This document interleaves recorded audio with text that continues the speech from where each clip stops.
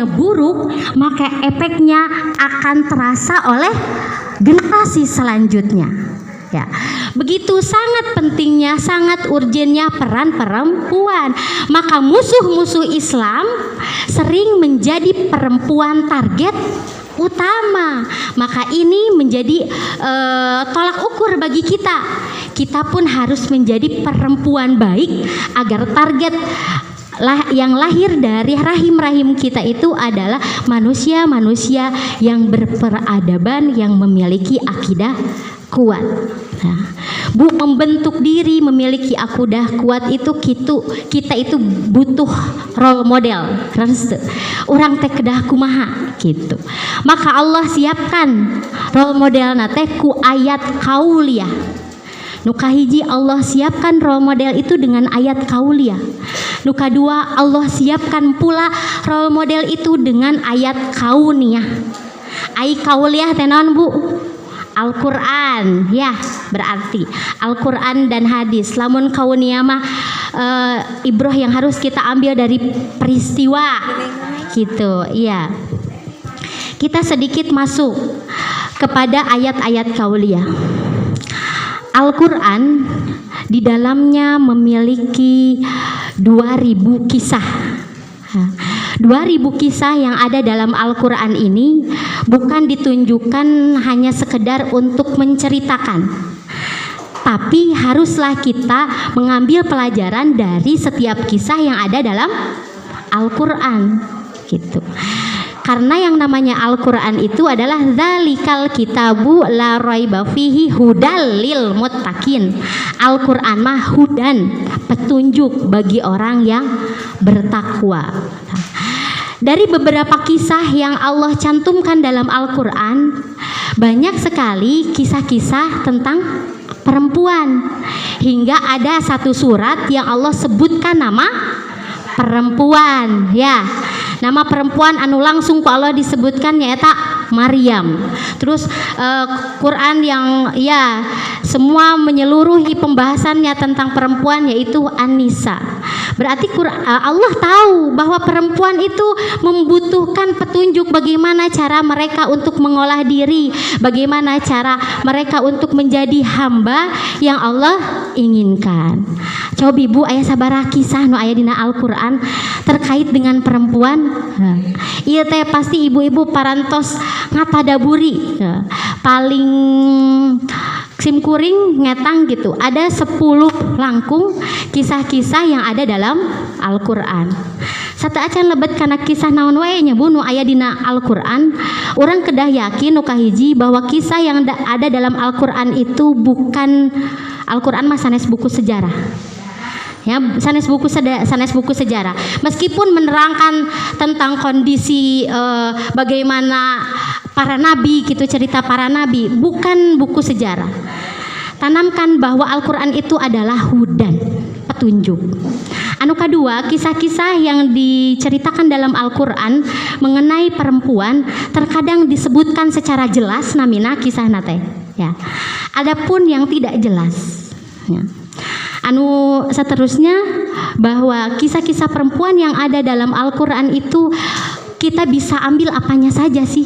Salah satunya yaitu kita bisa ambil hukum fikihnya. Seperti ceritanya Siti Aisyah yang kehilangan kalungnya, kan didinya tak aya hukum fikih gitu. Lalu bagaimana hukum antara interaksi keluarga eta dikisahkeun dina Quran, dina surat Ali Imran-nya. Bagaimana pula kita dapat mengambil pelajaran dari segi bagaimana perempuan harus bersikap ketika di sosial dan bagaimana perempuan bersikap ketika bekerja. Ta ieu mah dikisahkeun ku kisahna perempuan nu aya dina kisah Nabi Musa alaihi wasallam. Eta dua istri anu sedang mengambil air untuk ternaknya, ya Bu. Terus 10 kisah apa sih yang diceritakan dalam Al-Qur'an teh? Kahiji kisahna urang ti kawitnya Bu, aya kisahna Nabi Adam dan istrina. Urang tos terang kumaha kisahna Nabi Adam sareng istrina gitu. Yang Allah turunkan dari surga, kemudian keduanya bertobat kepada Allah, dipisahkannya di dunia nate yang akhirnya bertemu di padang Arafah. Yang kedua ada kisahnya istri Nabi Lut dan istri Nabi Nuh. Ya, eta mah perempuan yang tidak beriman dan sering kali dikisahkan berbarengan. Komo dina surat Al-Tahrim. Dikisahkeun teh sasarangan. Kunaon? Karena memiliki kemiripan. Keduanya adalah istri dari seorang nabi, namun mereka berdua menyelisihi apa yang diperintahkan oleh suaminya. Bukan malah mengikuti tapi malah meninggalkan. Nah, gitu. Itu sifat-sifat dari Nabi Lut dan Nabi Nuh. Selanjutnya ada kisah-kisah yang hadir dalam ceritanya Nabi Yusuf. Istri nu mana, Bu? Nah, Julaiha, ya, itu adalah perempuan istrinya Raja Mesir, ya Bunya. Kemudian kumpulan istri-istri yang dikumpulkan oleh Zulaiha. Kadang ngomongkeun abi cenah tentang kisahnya dengan Yusuf, yuk cenah tingali ya cenah Nabi Yusuf teh sakumaha gantengna gitu. Nu akhirna pas ditingali kumaha, Bu? Menyayat-nyayat tangannya, nyarepang buah teh nyayat-nyayat tangannya. Ini semua mengandung ibrah yang sangat luar biasanya. Ketika perempuan itu kumpul, ini menjadi suatu bahaya, aya kebahayaan gitu. Lamun istri teh kumpul, tiasa janten istri teh suka karena suka cerita, karena kadituna bisi ngagosip, nah gitu. Itu yang menjadi kehati-hatian bagi kita dari kisah ini. Da geuning karaosnya, orang sebagai perempuannya sok resep sagala dicaritakeun gitu. Komo deui lamun nuju ngariung.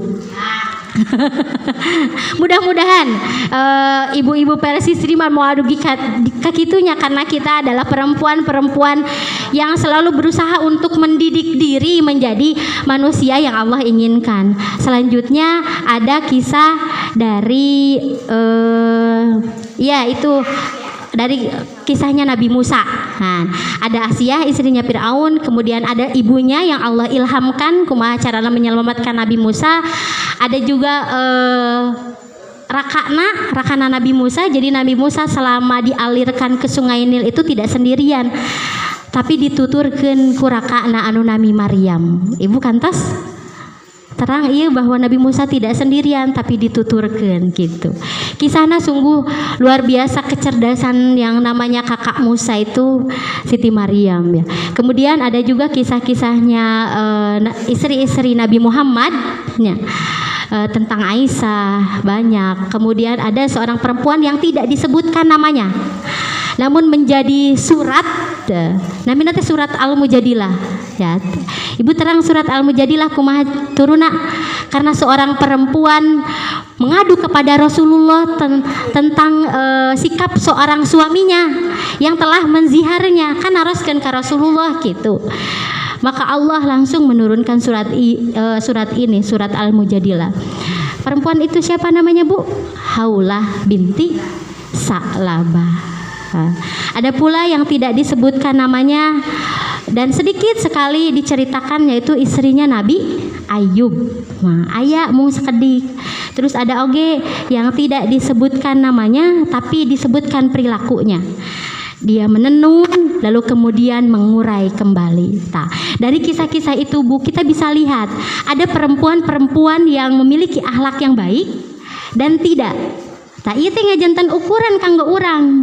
Berarti potensi kebaikan ada dalam diri kita. Potensi tidak baik pun ada dalam diri kita gitu. Maka kita harus hati-hati dengan potensi yang tidak baik. Bu, mendukung suami teh adalah sesuatu yang sangat luar biasa. Pekerjaan yang diperintahkannya orang teh taat ka suami. Tapi upami ningali kisahna Abu Lahab, kumaha istrina, Bu? Dia adalah orang yang taat tapi sama-sama untuk menghancurkan Rasulullah Shallallahu Alaihi Wasallam. Maka dari kisah ini pun orang kedah tingali. Kebanyakan yang muncul itu peran perempuan itu di mana? Karena di sana ada peran sebagai istri, ada sebagai anak, ada sebagai ibu, ada sebagai wanita sosial. Dari 4 itu, apa yang sering banyak muncul? Cerita perempuan sebagai istri ya. Upami tos jantan istri nu reres, insya Allah Allah mudahkan untuk menjadi ibu yang benar. Ieu panginten ayat kauliyah yang Allah kisahkan dalam Al-Qur'an sebagai petunjuk dan kita harus mengambil ibrah. Ayeuna mari kita mulai. Ada ayat kauniyah yang harus kita ambil pelajarannya. Untuk masa kini kurang katingalinya, seluruh media pun memperlihatkan ya, bagaimana kondisi perempuan yang ada di Gaza, Palestina. Gitu. Bu, ai Palestina teh palih mana? Uning teu? Tak acan kantos ka ditu aya nu kantos, Bu. Abdi tak acan kantos ya, mung kantos teh ningali we dina media sosial gitu. Sapertos kumaha Palestina, sapertos kumaha Masjidil Aqsa yang ada di Palestina. Sedikit membahas karena yang kita bahas itu adalah tentang wanita Palestina, berarti kasinggung oge tentang negaranya Palestina. Mari kita sedikit bahas tentang sejarah Palestina. Di Palestina itu ada 3 agama yang hidup saling berdampingan aman. Agama naon wae Bu? Yahudi, Nasrani, Islam. Di bawah kepemimpinan apa namanya Ottoman, Utsmaniyah, Khalifah Utsmaniyah.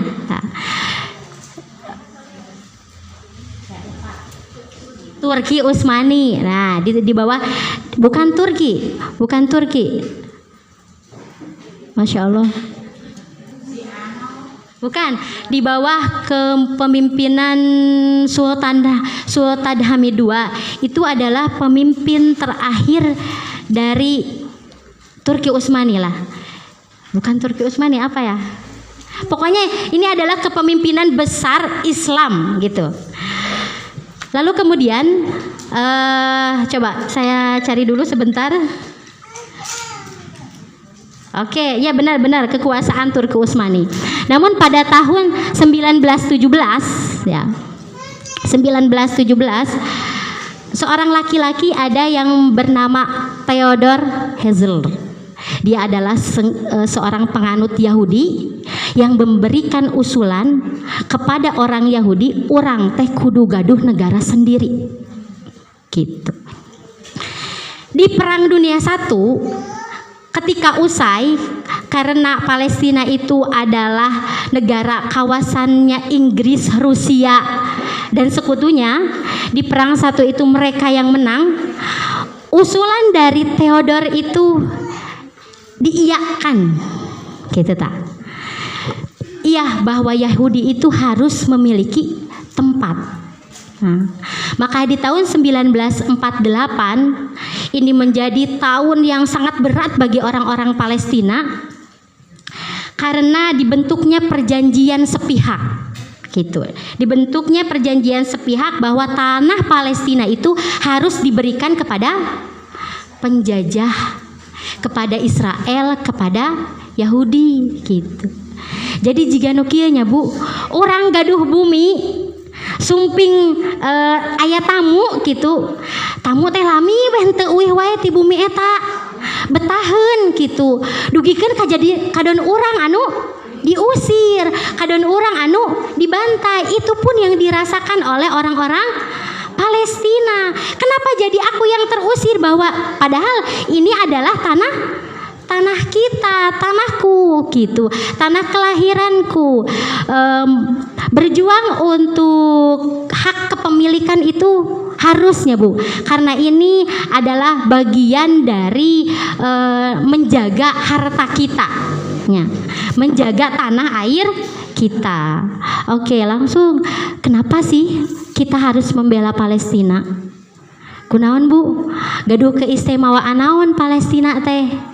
Ya, karena di Palestina itu memiliki banyak cerita dan sejarah umat Muslim, umat Islam. Pertama, kita tahu bahwa Palestina itu adalah kiblat pertamanya orang Islam. Rasulullah SAW sebelum kiblat dialihkan ke Mekah, menghadap dulu ke Masjidil Aqsa selama 16 bulan gitu.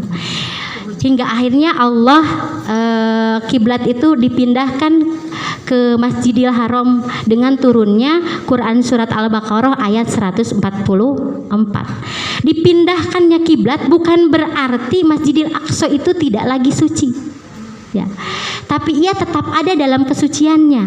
Karena kedua, keutamaan dari Masjidil Aqsa itu adalah masjid kedua yang Allah bangun di muka bumi. Dari hadis yang diterima dari Abu Dzar. Abu Dzar itu pernah berkata kepada Rasulullah, "Wahai Rasulullah, masjid apakah yang pertama diletakkan Allah ke bumi?" Maka Rasulullah pun menjawab, masjid pertama yang diletakkan Allah di bumi itu adalah Masjidil Haram. Lalu yang kedua masjid apa? Kemudian Masjidil Aqsa. Berapa lama kedua tempat itu dibangun? Perbandingannya yaitu 40 tahun. Jadi setelah dibangunnya Masjidil Haram 40 tahun kemudian Allah membangun di muka bumi ini Masjidil Aqsa. Anu katilu, Masjidil Aqsa itu adalah tempat singgahnya Rasulullah SAW ketika Isra Mi'raj. Nah, Isra itu perjalanan Nabi dari Masjidil Haram ke Masjidil Aqsa. Mi'raj itu dari Masjidil Aqsa ke Sidratul Muntaha. Di Masjidil Aqsa Rasul singgah sholat bersama para nabi dan menjadi imam berikut para malaikat. Nah, ini adalah tempat yang istimewa. Lalu kemudian bumi Palestina adalah bumi para nabi. Banyak nabi-nabi yang lahir di bumi Palestina. Ibrahim, Ishak, Ismail, Daud, Sulaiman, ya. Lalu kemudian Yahya, nabi-nabi yang lahir di tanah Palestina. Adapun banyak nabi yang dikurebkeun ya Bu, meninggal di tanah Palestina. Banyak pula para ulama-ulama yang hadir dari negeri Palestina. Salah satunya yaitu Imam Syafi'i. Kemudian keistimewaan dari Palestina yang menjadi alasan kenapa kita harus membela.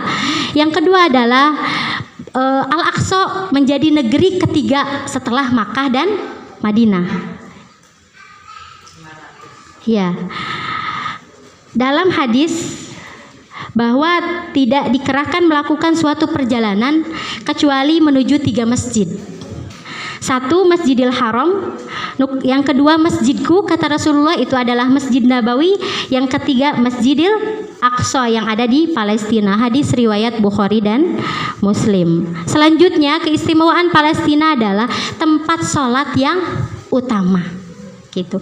Melakukan sholat di Masjidil Aqsa itu sama dengan seperti 1000 kali sholat di masjid lain.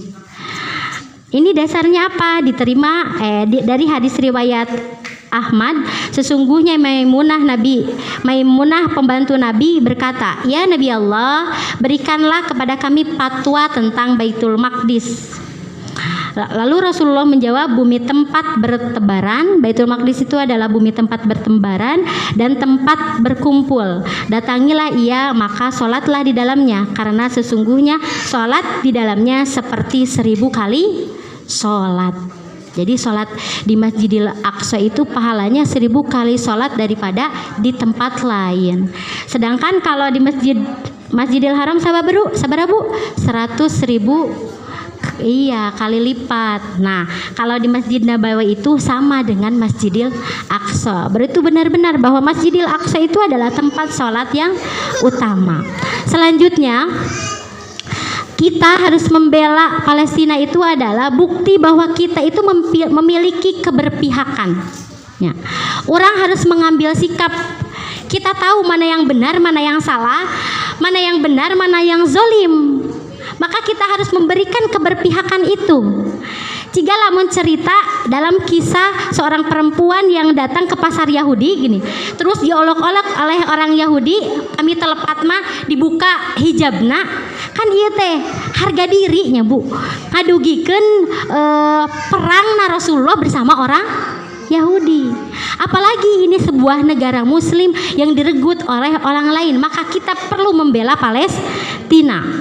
Lalu kemudian terakhir dari keistimewaan Palestina, karena terbebasnya negeri ini menjadi tanda akhir zaman. Ibu sieun teu lamun bebas berarti teh kiamat. Ulah sieun Bu, dunia itu hanya tempat persinggahannya bagi kaum muslim. Urang teh kudu atoh tereh uwih ka mana? Ka Allah. Gitu mau kudu ibadah deui leres Ibu. Tereh uwih, maka jangan menjadi kita takut. Hayu urang siapkeun ayeuna mah nya. Mari kita siapkan amal-amal terbaik kita agar rahmat Allah itu tercurah kepada kita.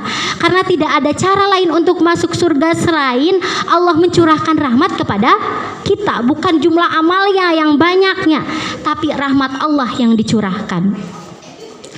Lalu kemudian saat ini kondisi Palestina dan kondisi perempuan di Palestina itu seperti apa? Ibu sabara tahun berarti di tahun 1948 sampai sekarang Palestina dijajah 75 tahun. 75 tahun itu adalah waktu yang panjang ya, bukan sebentar. Tapi aneh, maranehna ya yang membuat penjajahan, tapi maranehna yang meminta pertolongan.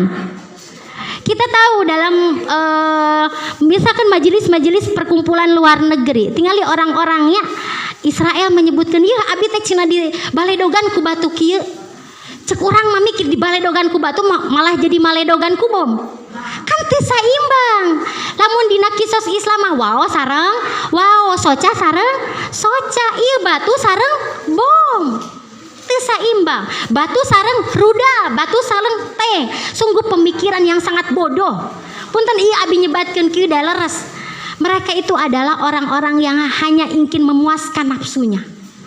Gitu. Urang nyeri hate batur nu kudu hancur. Padahal nu nyeri hate sabenerna saha? Orang-orang Palestina.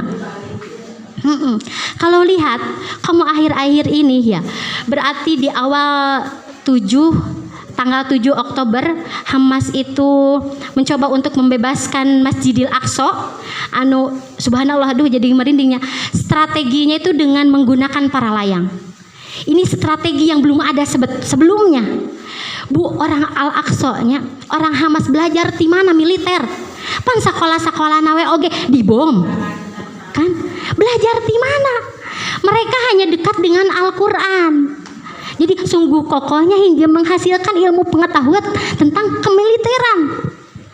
Lalu kemudian dari tanggal 7 Oktober itu dimulailah penyerangan Israel di tanggal 10. Jadi aya nu ngobrol kieu Bu, karena tidak tahu sejarah awalna ngobrol kieu. Dan nu ngamimitian mah Hamas cenah kitu. Da Hamas menyerang tanggal 7. Padahal nu nyerang mimiti saha? Yahudi tanggal sabaraha? Di tahun 1948. Heula saha? Heula Yahudi. Ini tanggal 7 itu hanyalah bentuk ngalawan gitu. Da sababaraha kali pan di perangan teh dan Palestina mencoba untuk melawan bagaimana caranya negeri mereka bisa terbebas dari penjahat, dari penjajah. Dari tanggal 10 itu kita tahu sampai berapa? 42 hari pan pembantaian manusia yang sungguh luar biasa. Ini sudah tidak bisa lagi disebut peperangan. Peperangan mah aya kode etiknya Bu. Iya mah tidak ada kode etik yang sudah disepakati dunia sadayana dilanggar. Ini sudah termasuk pada genosida. Genosida teh nu kumaha? Genosida teh kahiji Bu, meliputi pembantaian semua orang. Katingali teu ayeuna di Palestina kumaha? Katingali genosida ya. Nu kadua menyebabkan kerusakan fisik dan kerusakan mental. Rusak fisik, rusak. Seueur korban sabaraha Bu? 12.000. 8.000-nya adalah perempuan dan anak-anak. Ada banyak sekali kerusakan fisik, dugikeun ka teu tiasa tah fisik-fisik teh dicandak datos karuntuhan. Ya Bu, ku saking anak-anak Palestina namanya luar biasa, dididik dengan keadaan karena memang itu yang telah Allah takdirkan. Kasih sayang terhadap orang lain, kasih sayang terhadap keluarganya teh tumbuh.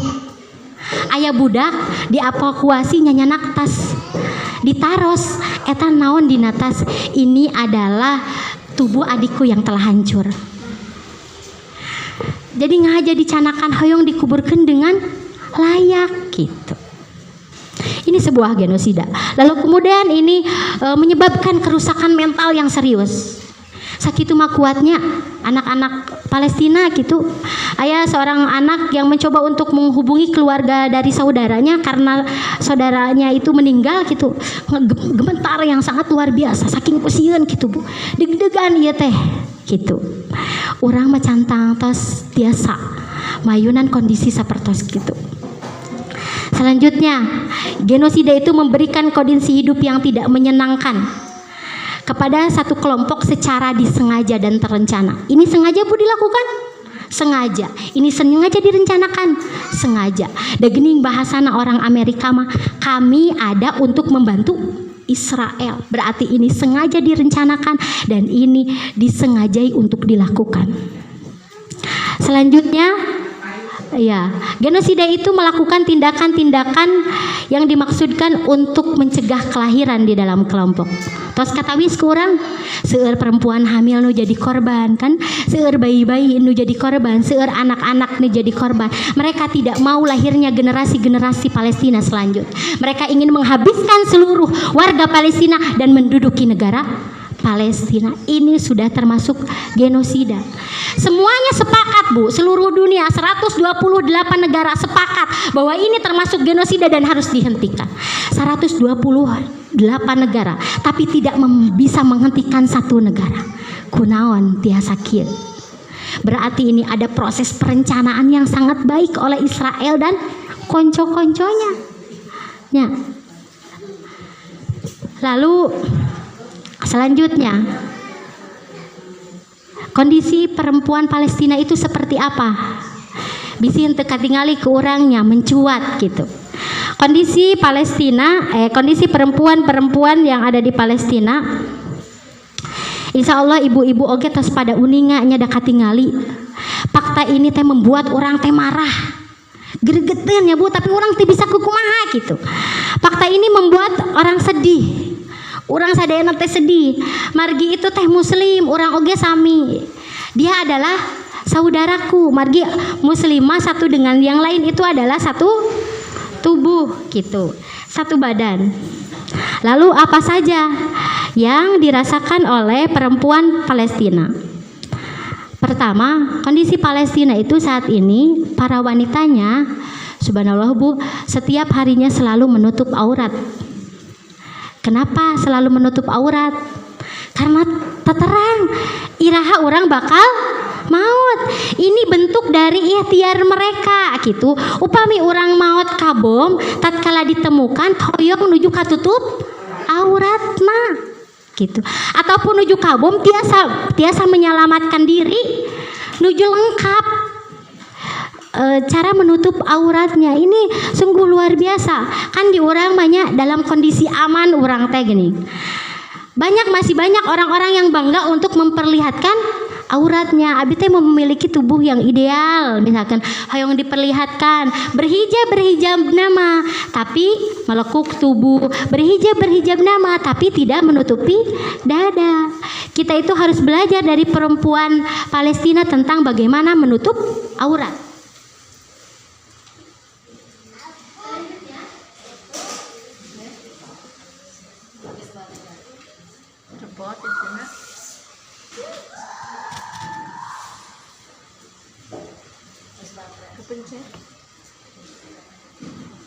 Ketok-ketok habis baterai.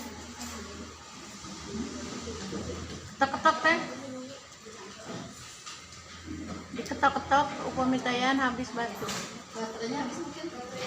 Namanya ketesan. Oh.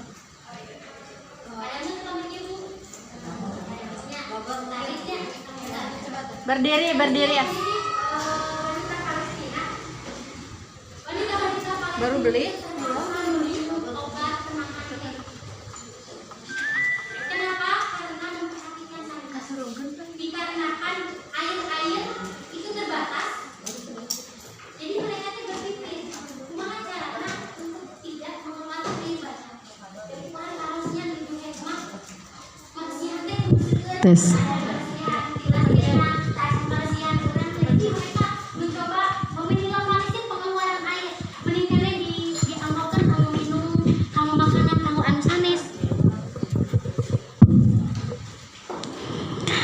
Kemudian serangan ini sangat masif hingga air itu hilang. Ya, sangat masif hingga seluruh fasilitas yang ada di Palestina itu terutama fasilitas kesehatan sangat minim. Beroperasi namanya Bu, rumah sakit teh. Namun kan yang beroperasinya hanya sebagian. Lamun ningali korban-korban yang berjatuhan ini teh membuat tim medis kewalahan. Ibu, dari perang kemarinnya, dari tanggal 10 itu memaksa warga Gaza yang jumlahnya 1,4 juta untuk mengungsi gitu ta.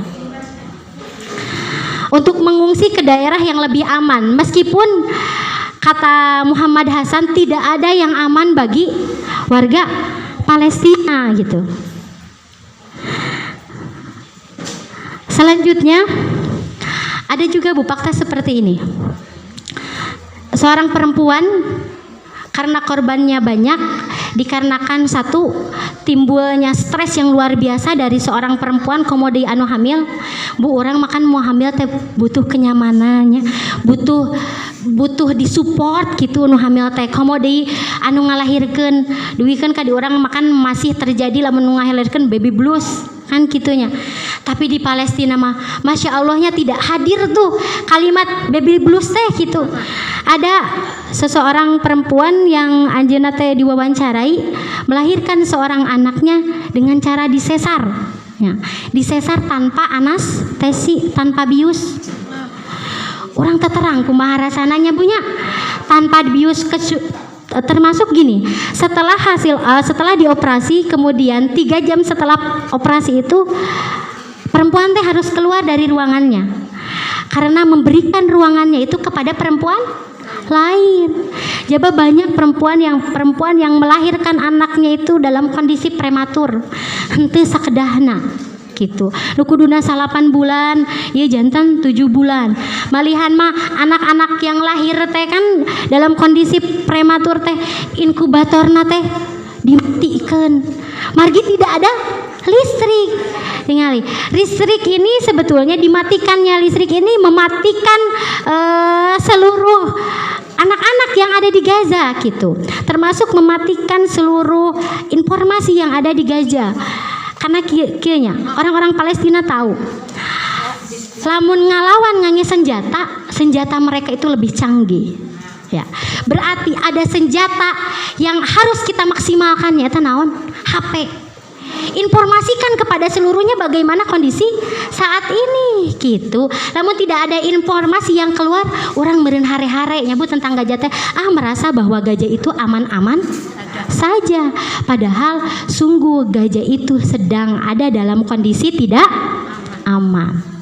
Anak-anak Bu yang mati itu lamun dihitung waktunya 10 menit hiji nu maot teh 10 menit hiji 10 menit deui hiji, berarti lamun tina sajam sabaraha kali nu maot genap dikalikeun sehari 24 jam, berarti masih banyak yang akan meninggal. Ya, perang ini terus menerus memakan korban. Ya, eskalasi korban hal dari perang ini selalu meningkat. Ya, maka perempuan itu memiliki kepentingan untuk menyuarakan. Matak ibu pami kenging informasi sebarkan gitu. Tapi kudu tingali informasinya valid henteu dari orang-orang yang terpercaya tidak gitu. Ibu aya nu tos gaduh IG, TikTok, eta teh gunakeun ya bilih ibu gaduh TikTok, IG, Facebook. Gunakan ini sebagai senjata kita untuk memerangi Israel. Ada sahanya nu berpendapat bahagia netizen yang tidak disukai Israel itu ada netizen Indonesia. Iya, karena bahasa nyinyirnya luar biasa kan, sampai IG-nya Ustadz Salim itu diblokir gitu kan. Tidak boleh untuk menginformasikan, tapi akhirnya bisa dibuka lagi. Ini adalah bagian dari senjata. Ya. Kekejaman Zionis itu sampai meluluh lantakan seluruh warga yang ada di Palestina. Kejadian ini sangat menyesakan kita ya, membuat khawatir orang-orang yang ada di Jagapula. Lalu apa yang harus kita lakukan terhadap mereka? Kita nu jauh gitu, iya naon nu kudu dibantos. Apa yang bisa kita lakukan? Dan sebetulnya upami dilenyepan, orang teh eleh keluarga Palestina teh gitu. Palestina mah tos puguh pisurgaeun. Yang harus sedih itu kita. Orang mah tos dugi mana keimanan teh. Kok mereka mah bisa bertahan sekuat tenaga di negaranya? Ya. Hingga ada kalimat biru, bidam, nafdi kayak akso, kan kalimatnya eta. Ini adalah bentuk dari slogan-slogan untuk menyemangati diri. Karena mereka yakin bahwa Palestina itu adalah negeri yang harus dibebaskan. Biru kalimatnya. Kita harus berkorban dengan ruh. Bidam dengan harta. Nabdi kaya akso. Kami akan berjuang untuk Palestina. Dan ini dipahami oleh seluruh warga, dari anak-anak ya, bapak-bapak, anak remaja sampai ibu-ibu. Jadi kaluat pisan gitu. Ideologi keimanan teh sungguh temurunkan dengan maksimal dan baik gitu ta. Lalu tadi apa yang harus kita lakukan untuk warga Palestina, terkhusus untuk perempuan-perempuan di Palestina? Yang pertama yang kita lakukan adalah kita mengedukasi diri. Apa sih itu Palestina, bagaimana sejarahnya, seperti apa konfliknya. Lalu sebarkan kepada yang lain bahwa Palestina itu tidak sedang aman-aman saja. Pengedukasian diri, pengedukasian kepada orang lain, ini adalah bentuk dari keberpihakannya kita kepada warga Palestina. Jantan engke upami orang ditaros, da orang teh mendapatkan penghisaban ya atas muslim yang lain. Kita ada di pihak mana? Tah orang teh aya di pihakna Palestina. Lalu yang kedua yang bisa kita lakukan adalah memberikan donasi. Sekecil apapun pasti itu akan bermanfaat. Donasi itu yang akan nantinya dirubah menjadi kebutuhan pokok, kebutuhan pangan, minuman, pakaian, lalu kebutuhan memperbaiki fasilitas umumnya, rumah sakit, sekolah. Nah, maka mudah-mudahan Allah mudahkan kita untuk mendapatkan rezeki dan kita memberikan rezeki yang Allah amanahkan itu untuk mendonasikan kepada Palestina. Yang selanjutnya yang harus kita lakukan adalah berdoa. Nah, doa itu adalah senjata ampuhnya orang muslim. Sadayana berdoa seluruh dunia untuk Palestina, pasti Allah akan mendengarnya gitu. Maka lakukan berdoa beberapa dinten kapengker kan sabulannya PP Persis memberikan perintah kepada kita untuk melakukan kunut ya. Ayeuna kunutna atau sente berarti lanjutkan we ku doa setelah sholat, ke doa setelah atau sujud terakhir gitu. Jangan sampai berhenti. Ulah merasa oh Palestina tidak aman, doa dihentikan. Ini harus terus kita doakan. Sampai kapan? Sampai akhir Palestina merdeka. Selanjutnya kalau kita misalkan di pemudi di Persistri ada yang Allah anugerahkan kekuasaan, maka harus melalui jihad diplomasi gitu. Melakukan perjanjian-perjanjian kumaha carana memboikot pan eta teh harus, tapi geuning kapendak deui nya dina media sosial mah aya nu ngantri di KFC gara-gara diskon. Tah ayeuna mah tekenging terpengaruh dengan diskon. Hati-hati, diskon yang akan menjerumuskan sebenarnya itu. Iya. Bisi ngaros tos aman terjadi ngaboikot mah urang mah kedah diteruskan pemboikotan ini sampai Palestina merdeka. Mata free Palestina. Selanjutnya terakhir meureun ieu teh harus kita melakukan jihad militer. Urang mah teu tiasanya urang sebagai rakyat Indonesia mendukung kebebasan, tapi negara orang pan tidak secara langsung mendukung, ngirimkan militer hente kan, benten sarang Israel. Israel mah sangat didukung oleh Amerika hingga seurnya sokongan teh dimulai dari senjata, lalu kemudian militernya gitu diturunkan. Kami ditinggali mah itu sudah tidak lagi menjadi peperangan dua etnis antara Israel dengan Palestina. Soalnya Israelnya ditolongan ku Amerika. Sudah jadi tidak dua etnis gitu. Sudah menjadi lamun diteruskan memerin itu perang dunia kak tilu gitunya punya. Naudzubillah himin dalik. Satu lagi, orang-orang yang pikirannya jernih, salah satunya dari Yaman kan nurunkan militernya, termasuk menghadang kapal Israel yang hendak sampai ke Israel. Palestina bolehlah mereka katanya melakukan peperangan dan perjuangan di darat. Sekarang bagian kami yang melakukan peperangan di laut. Seperti itu. Lalu refleksi apa? Oh gini, kenapa sih mereka memiliki ruh yang sangat kuat, mental yang sangat hebat? Resepnya apa? Ya Bu, kok bisa mereka seperti itu? Pertama, kuatnya ruh akidah mereka. Sangat kuat. Karena mereka paham dengan kitabnya, paham dengan Al-Qur'annya, maka sikap yang selalu diambil adalah ini adalah jihad fi sabilillah. Nah, tinggal ibu orang-orang Palestina upami ayah keluarga nanu meninggal, mereka sedih, nangis, tapi lihat ucapan kalimat-kalimat yang muncul dari mulutnya bukan keluhan. Kunaonnya ieu takdir Nabi teh tidak, tapi ucapan yang keluar alhamdulillah, karena mereka yakin sahid itu hadiahnya surga. Engke meureun abieun nyusul. Tah, kekuatan iman yang sungguh sangat luar biasa. Orang oge tercengangnya, puncak imannya teh ada di puncak tertinggi gitu.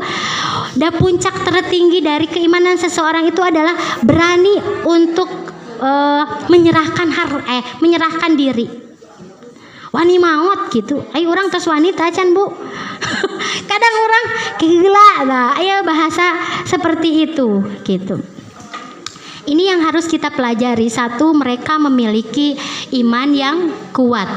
Yang kedua, sikap yang diambil mereka itu berpegang teguh kepada syariat gitu. Karena tahu ini adalah jihad, maka mereka terus bergerak, tidak berhenti. Perlawanan untuk membebaskan negeri ini terus mereka lakukan. Lalu kemudian aina refleksi Bu, mari kita refleksikan ibu-ibu gajah, perempuan gajah, konflik yang ada pada mereka dengan kita perempuan yang ada di Indonesia. Kita perempuan yang ada di Indonesia dengan perempuan yang ada di Gaza, begitupun baik laki-lakinya, kita adalah muslim, sama-sama muslim. Dan muslim satu sama lain adalah saudara. Ada 7 perumpamaan seorang muslim.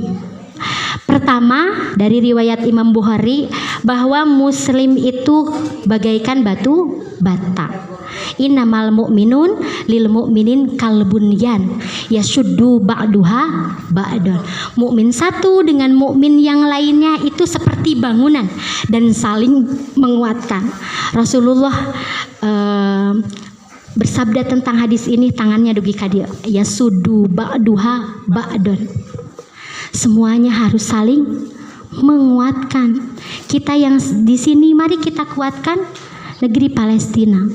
Gitu, yang ada di sana dengan cara-cara kita anu tadi tas disebatkan. Lalu selanjutnya, perumpama orang muslim itu adalah seperti satu tubuh. Ya. Contoh misal orang badai medical check up ke dokter, sadayana tos rapi ya Bu, terus tos check up hasilna orang sehat gitu. Kemudian rurusuhan ya lebet ke bumi saking ku atau orang teh sehat. Ia cingir kaki kacepet ku panto da rusuh orang teh. Apa yang akan kita lakukan Bu? Aw gitu atau rada ngajerit? Rada ngajerit kan gitu. Nu nyeri naon? Kaki cingir malihan mah teu kakinya cingir. Tapi anu ngagerewek mulut. Malihan mah soca ngaluarkeun cimata. Terus panangan ngusapan. Ini membuktikannya. Contoh bahwa umat muslim itu adalah satu tubuh. Palestina menderita, orang ge sedih gitu. Palestina menangis, kita pun sama menangis. Tapi jangan sampai kita terbenam dengan kesedihan. Harus melakukan aksi nyata yang dilakukan pula oleh perempuan-perempuan yang ada di Gaza. Selanjutnya perumpamaan Palestina itu bagaikan cermin.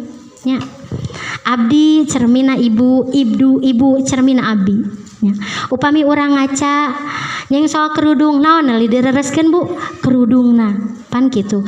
Maka orang pami melihat kemungkaran tidak boleh kita diam, harus membenarkan. Ini adalah bentuk dari cerminan orang teh nyaah gitu. Selanjutnya bahwa mukmin itu memiliki sifat seperti lebah. Lebah kumaha Bu? Nuang tinu sae ngaluarkeun anu sae. Ya. Terus lebah itu memiliki sifat ketika mengambil manfaat dari orang, yang diambil manfaatnya itu tidak sampai patah. Ngaregot nektar nu aya dina bunga teh tara rusak. Tetap kondisinya, malah membantu untuk perkawinan bunga. Nah ini akhlak seorang muslim itu harus seperti itu. Ketika kita mengambil manfaat dari orang lain, jangan sampai orang yang kita ambil manfaatnya itu rusak. Umat muslim ketika melakukan penaklukan kepada negara manapun, wilayah manapun, tidak pernah melakukan penjajahan. Sadayana misalkan harta yang ada di negaranya itu direbut, tidak. Tapi berbeda dengan penjajah barat, ya. Penjajah yang memiliki pemikiran yang bebas gitu, nyata mah kumaha carana memenuhi nafsu tanpa pertimbangan gitu, digerus sadayana seperti itu. Eta panginten perumpamaan kita karena kita sama-sama orang mukmin, orang muslim, kita memiliki kesamaan. Selanjutnya refleksi yang bisa kita ambil dari kondisi saat ini di Gaza dan kita perempuan Indonesia, Bu, perempuan-perempuan Gaza itu sedang mengalami peperangan yang nyata. Ya. Katingali peperangan senjata. Ayeuna orang nuju dijajah teh Bu? Oke. Dijajah secara fisik kita tidak. Tapi sebenarnya kita sedang dijajah oleh pemikiran. Ya. Ada pemikiran tentang globalisasi. Kita itu sekarang hidup di era globalisasi. Orang ngejar-ngejar globalisasi. Padahal ini adalah pemikiran orang-orang barat. Kemudian aya bahasa kieu, kalimat negara maju dibagi-bagi negara teh, negara maju, negara berkembang. Negara maju yang memiliki ekonomi yang banyak, penghasilan yang banyak. Ini sangat materialistis kan Bu? Negara berkembang adalah negara yang ekonominya masih berkembang. Seolah kemajuan itu diukur dengan materi. Padahal kemajuan seseorang, kemerdekaan seseorang itu diraih karena dirinya itu telah memerdekakan diri dengan dunia. Nu dikejar naon? Akhirat. Jadi ayeuna mah upami aya ustad gitu. Jeung anu gaduh harta koret, ustad miskin nya. Nu ku urang ditinggali naon? Urang mah sudah terdidik. Anu soleh ditinggali teh gitu. Jangan sampai kita terpenjara oleh materi-materi. Gitu. Kemudian kita dimasuki oleh gerakan-gerakan feminisme. Ya Bu, gerakan-gerakan kesetaraan gender antara lelaki dan perempuan. Ini menjadi tugas perempuan. Bagaimana cara membenarkan pemikiran mereka bahwa sesungguhnya Islam itu memuliakan perempuan. Karena bagi orang-orang Barat, Islam itu adalah rival, musuh. Kunaon make disebut musuh? Karena mereka mah orang-orang yang ingin memuaskan nafsu, sedangkan dalam Islam itu nafsu teh diatur. Jadi bagi mereka Muslim itu adalah penghalang. maka kudu dihabiskan saja gitu. Terus kan lamun ningali daerah Timur Tengah itu memiliki kelebihan dari minyak. Ya, kan mereka mah ingin menguasai seperti itu. Maka itu yang mungkin bisa saya sampaikan. Mudah-mudahan ada ibroh yang bisa kita ambil, lebih dan kurangnya. Kelebihan itu datangnya dari Allah dan kekurangan itu datangnya dari saya. Saya hanya seorang pembelajar yang tak kunjung pandai seperti itu. Akhirul kalam. Sebelum ditutup gini Bu. Tapi kedah ditinggali deh informasi nak. Kenging informasi dari seorang pembebas Baitul Maqdis, anjeunna teh asal Indonesia ya, Muhammad Hussein Gaza namanya. 12 tahun dia di sana, kelahiran Bogor, yang awalnya menjadi relawan tinggal di sana, lalu kemudian menikah dengan orang sana. Saat ini beliau menyebutkan gini, Hamas itu memiliki visi besar gitu. Penyerangan Hamas di tanggal 7 Oktober itu mereka tahu bakal banyak masyarakat yang tutup mata, artinya meninggal.